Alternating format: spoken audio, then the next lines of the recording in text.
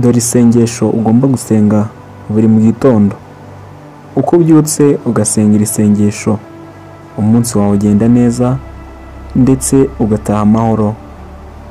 Reka dusenge mu izina rya Yesu. Uwiteka Mwami Imana yacu, uri umukozi w'umuhanga, waturinze muri iri joro ryatambutse, hanga icubahiro.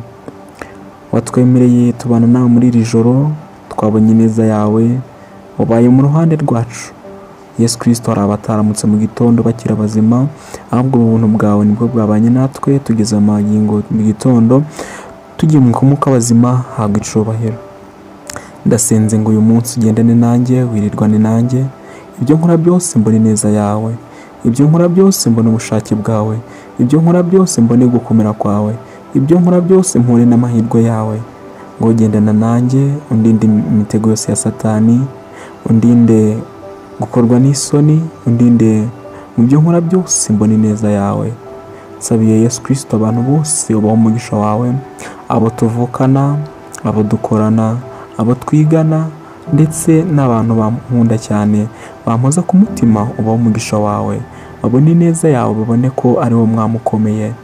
Yesu Kristo, nabo bagendeshe uyu munsi babone gukomera kwawe. Mukomeza kubana natwe, utwemere ibyo dukora byose tubone neza yawe. Twebwe ubwacu ntabwo twakwishoboza, ahubwo ubuntu bwawe nibwo bwadushoboza. Niyo mpamvu natwe dusenze ngo ubane natwe uyu munsi, uturinde, utwambike imbaraga. Yesu Kristo, tubone ibyo kurya, tubone ibyo kunywa, kugira ngo tubashe kugukorera tubikunze. Duhuze n'abantu b'umumaro, duhuze n'abantu badutera imbaraga mu byo dukora, uduhuze n'abantu batugirira ibyiza nk'uko nawe ubitugirira. Ntuduterane mu twosha, ahubwo dukize umubi. Gukomeza no kuturinda kandi utwitaho uko bukeye nuko bwije. Ubane natwe, ntitwakongera kugera ku mugoroba tujye mu kumuka bazima, turashima urukundo rwawe.